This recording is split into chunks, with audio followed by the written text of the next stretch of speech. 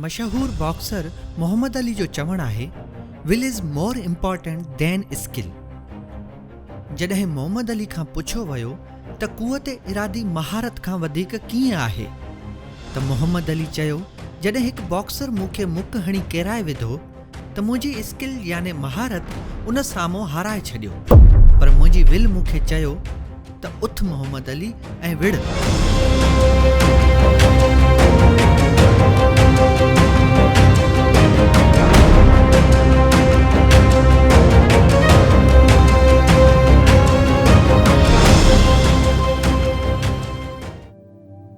कुदरत हमेशा असांजे इरादे जो इम्तिहान वठंदी आहे ऐं ठीक उहो ई वक़्तु हूंदो आहे इरादे खे मज़बूत करण जो। विल हिकु मसल वांगुरु आहे।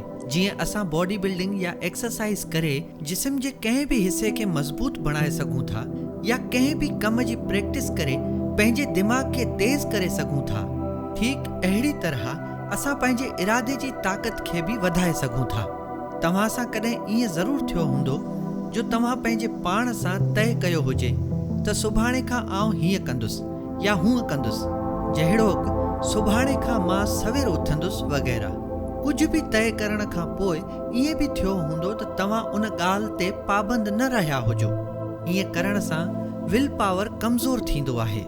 थोरो सम्झो, जॾहिं तव्हां कंहिं शख़्स सां ज़बान करियो था, मतिलबु को वाइदो करियो था त तव्हांजी पूरी कोशिशि हूंदी त ॾिनल ज़बान ते पूरो लहां। छा तव्हां कॾहिं सोचियो आहे त जेको शख़्स पाण सां कयल वाइदे ते पूरो नथो लहे, उहो कंहिं ॿिए सां वाइदे वफ़ा कीअं कंदो? पंहिंजे मयार खे वधाइण लाइ पंहिंजे विल पावर ते कमु करियो। शुरूआत कंहिं नंढी कोशिश सां करे सघिजे थी। मिसाल जे तौर ते वधीक न त सुबुह खां 15 मिंट सवेर उथणु शुरू करियो। मोबाइल जो इस्तेमालु ख़ासि करे राति जे टाइम में घटाइण जी कोशिशि करियो।